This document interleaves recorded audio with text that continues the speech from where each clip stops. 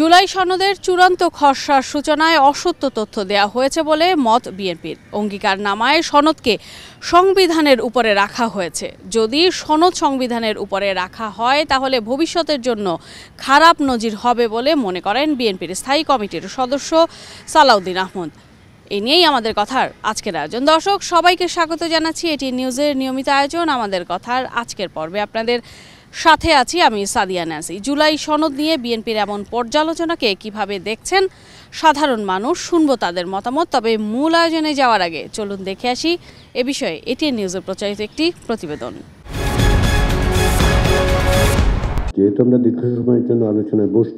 রাজনৈতিক দলগুলোর দীর্ঘ 2 মাসের সংলাপের পর সম্প্রতি জুলাই সনদের খসড়া দিয়েছে জাতীয় ঐকমত্য কমিশন।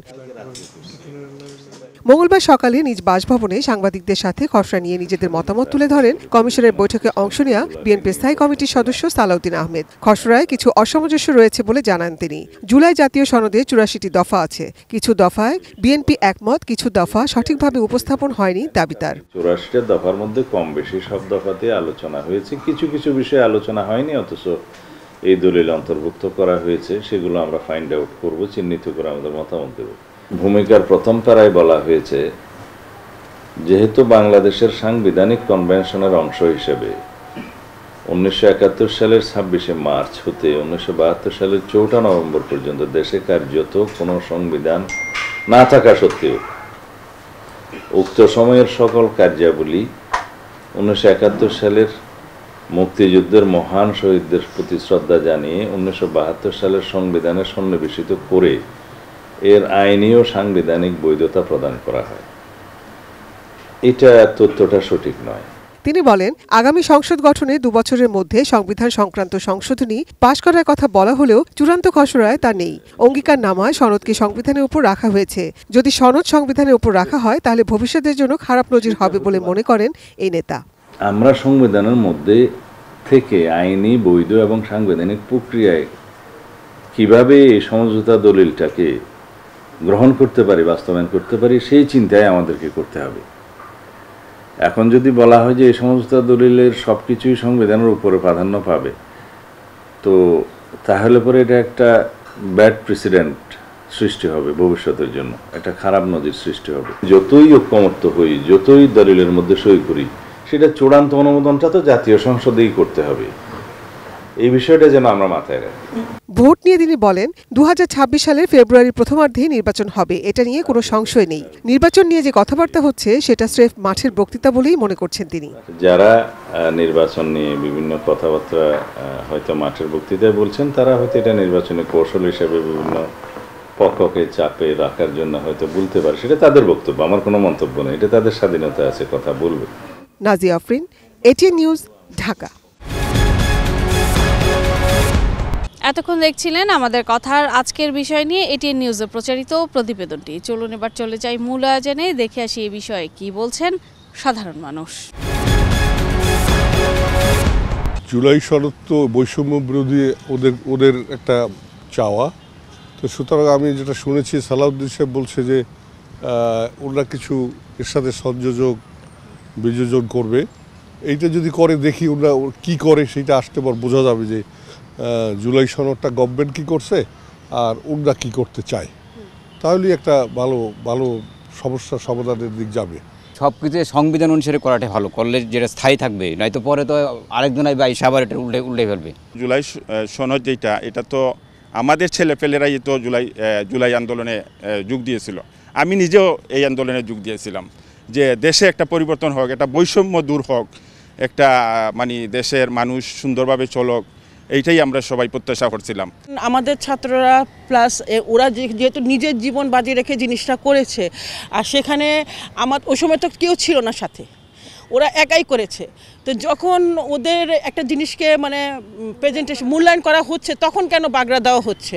তখন বাগড়া দেওয়া আমার মনে হয় উচিত না। আমাদের আরও মনে হয় যে উৎসাহিত করা উচিত, যেন তারা নেক্সটে আরও ভালো কিছু করার জন্য তারা উৎসাহী হয়। আমাদের কথায় বগুড়া থেকে সংযুক্ত হচ্ছি, আমি চপল সাহা। আমাদের আজকের বিষয় হলো, বিএনপি নেতা সালাউদ্দিন বলেছেন জুলাই সনদকে যদি সংবিধানের উপর রাখা হয় তবে সেটা খারাপ নজির হবে। চলুন আমরা শুনি বগুড়াবাসীর কথা, তারা এ ব্যাপারে কি ভাবছেন। জুলাই সনদ অবশ্যই সংবিধানে সন্নিবেশিত করতে হবে, তবে সংবিধানের উপরে রাখার প্রয়োজন নেই।